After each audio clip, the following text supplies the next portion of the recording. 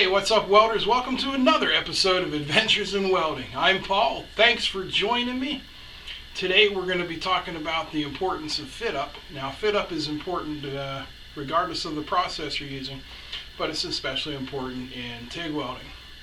So let me bring you in closer, and we're going to look at some different joints and look at good fit-ups and bad fit-ups and talk about the problems. Alright, the first joint we're going to look at is a simple butt joint.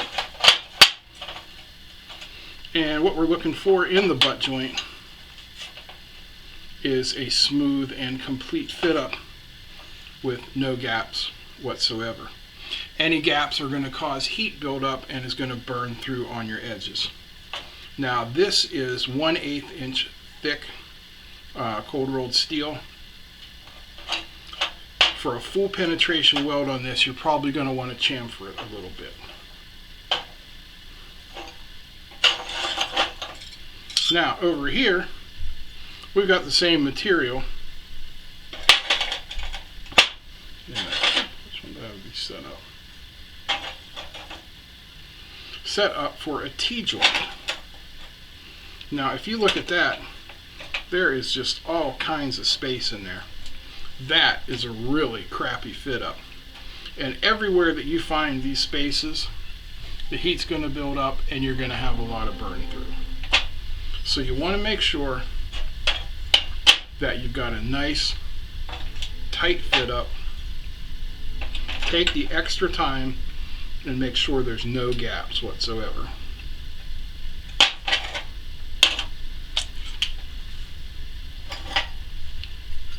The final thing we're going to look at is a saddle joint, which is a joint like this. Very common if you're building roll cages. Lots of ways to achieve the cut. I like to do it with a hole saw and a flap disc and just keep working it and working it and working it until you have a nice tight fit up. So the fit up is going to be the most important thing that you deal with. So let me tack up some joints, a couple good ones, a couple bad ones, and we'll show you what happens. Alright, the first joint we're going to deal with is a lap joint. And you can see I've tacked it, and there are no gaps there. Got my filler metal, got my torch. I'm set for 147 amps on this 1/8 material. Let's see what we can do.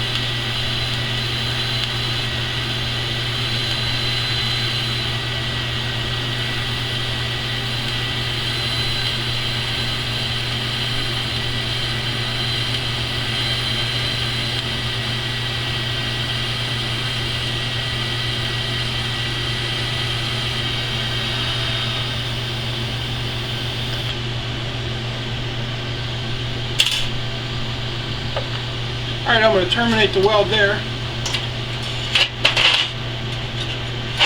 And you can see with no gaps, everything goes in relatively smoothly.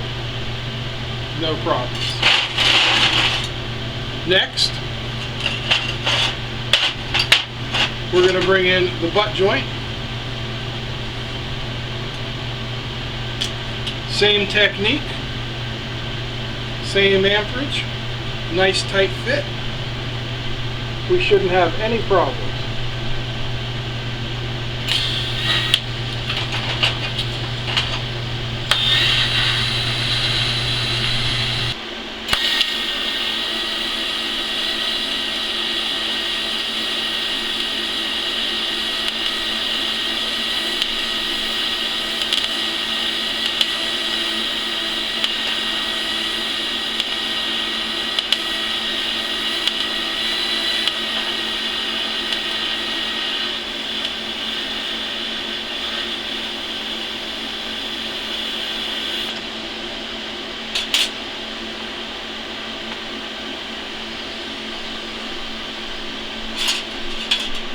again, with our tight fit, we get a nice, decent joint.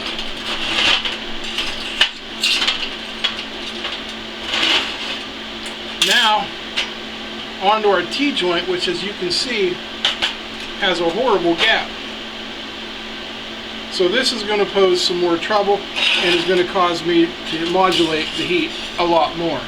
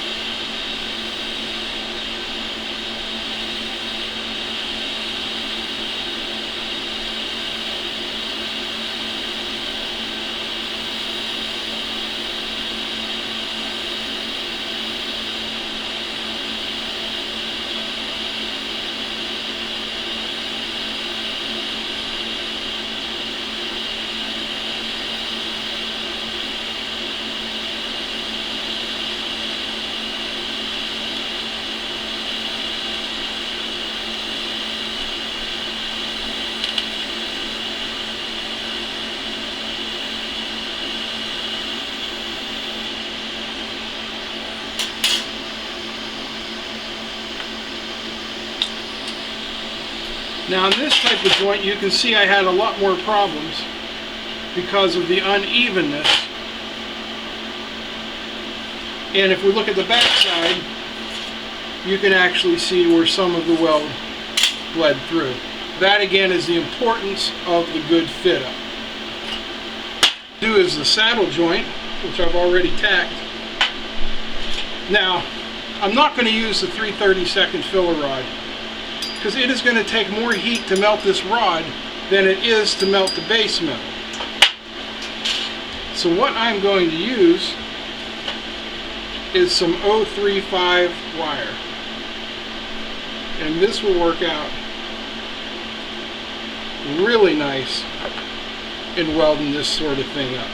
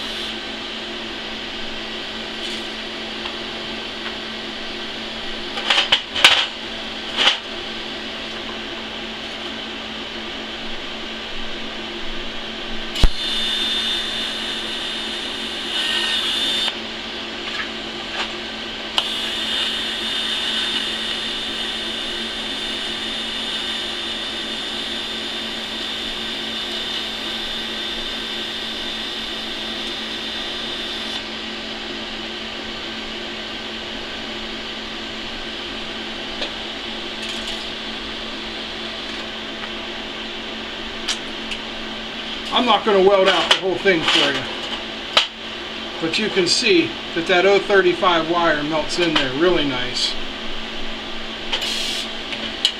and allows you to get some great penetration without overheating everything else. So there you have it, the importance of fit up. When you got a good fit up, everything just goes a lot smoother. When we did these lap joints, when we did these butt joints, everything was smooth. Even the tube joints, nice tight fit up. But when we busted out the crappy fit up of the T-joint, you can see there's the side we welded, and there's the bleed through because of the crappy fit up. So take the time you need to fit everything together.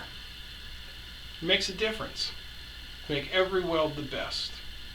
Now, get the hell out of my shop.